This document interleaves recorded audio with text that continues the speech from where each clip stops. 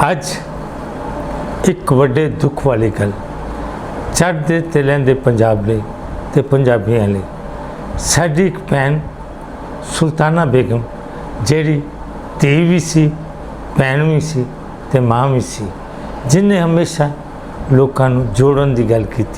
मैनू अज सवेरे मेरे एक सज्जन आसफ रज़ा ने दसिया कि सुल्ताना बेगम जी दुनिया तो चलाना कर गए ने। फिर मैं गुरबचन होना नाल गल की, उन्हें कहा बाबा जी बड़े बड़े दुख वाली गल है।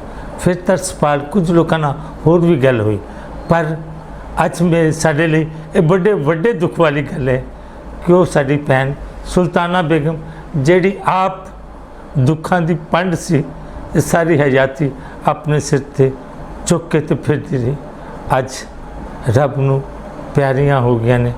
मैं कहना कि रब ते बाबा जी गुरु नानक जी उन्होंने अगली हयाती लिए खैर कवे, तो जिन्ने भी लोग उन्होंने दुख में शामिल ने रब उन्होंने सबर देवे।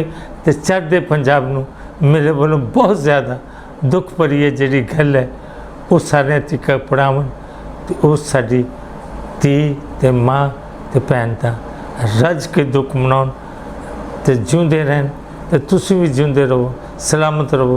मेरे सारे चढ़ते पंजाब के लोगों लिए दुआ है कि तानू रब लम्मी हयाती देवे। तो ये नाल नाल अपनी सुल्ताना बेगम जी नूं कदे ना भुलना। सुल्ताना बेगम जी ने जिहड़ी पंजाबियों विच सांझ बनाई है, तुसीं भी उस सांझ लैके हमेशा टुरदे रहना, तो उहदी मंजिल तक अपना रब रखा। जिंदे रहो।